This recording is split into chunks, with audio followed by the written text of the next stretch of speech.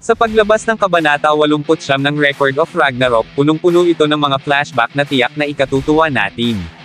Isa sa mga tampok dito ay ang buong anyo ni Yamato no Orochi, isang napakalaking serpent na talagang katatakutan natin. Alam kong matagal ka nang naghihintay, kaya tara na't simulan na natin. What's up mga Koops, Manga Moto nagbabalik. Record of Ragnarok spoiler, Kabanata 89. Sa simula ng kabanata, magpapatuloy ang laban sa pagitan ng dalawang Slayer.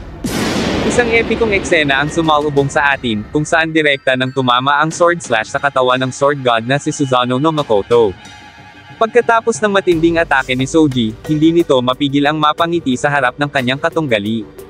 Ngunit sa kabila ng kanyang mapang-asar na ngiti, tila masaya rin si Susanoo sa nangyari. Mukhang hindi niya inaasahan na may makakalusot na atake sa matinding depensa ng kanyang Shinryu Rosso. Ngunit sa kabila ng tagumpay ni Soji, tila mayroon ding kaligayahan si Susanoo sa nangyari. Ang kanyang reaksyon ay nagbibigay diin sa kanyang kakayahan bilang isang sword god na tanggapin ang matinding atake ng may kumpiyansa na hindi siya kayang patayin nito. Sa kasunod na mga pangyayari, unti-unti nang bumababa ang tensyon sa kabanata dahil sa isang flashback na ipapakita. Ipinakilala ang mga bagong gods na masasama sa kwento, sina Amaterasu at Tsukuyomi, na nagbibigay ng bagong kapanapanabot na aspeto sa kwento. Pati na rin ang kanyang pagbabago ng anyo mula sa normal na katawan patungo sa isang hybrid na anyo, ay naglalarawan ng kanyang kakayahan at potensyal sa labanan. Sa totoo lang nakakatakot isipin ang revelasyong ito, na maaaring gamitin niya sa laban at lalong magpahirap sa pambato ng sangkatauhan.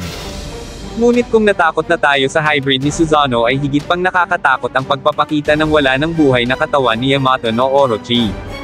Ang malaking pangangatawan nito, na may maraming ulo, ay nagpapahiwatig ng pagiging isang napakalakas na kalaban. Ito ay nagapi ni Susanoo, na nagpapakita ng kanyang kahusayan at lakas. Kasama rin sa flashback ang Totsuka no Tsurugi, ang dating divine weapon ni Susanoo na siyang naging sandata upang patayin si Yamato no Orochi. Ang mga bagay na ito ay nagpapalakas sa kwento at nagbibigay kahulugan sa mga naunang pangyayari, na nagtutulak sa kwento sa isang mas malalim at mas matinding direksyon. At dito na nagtapos, alam kong bitin ka sa kwentuhan natin, kaya sorry na agad.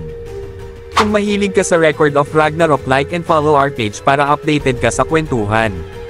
Abangan ang susunod na kabanata. Salamat.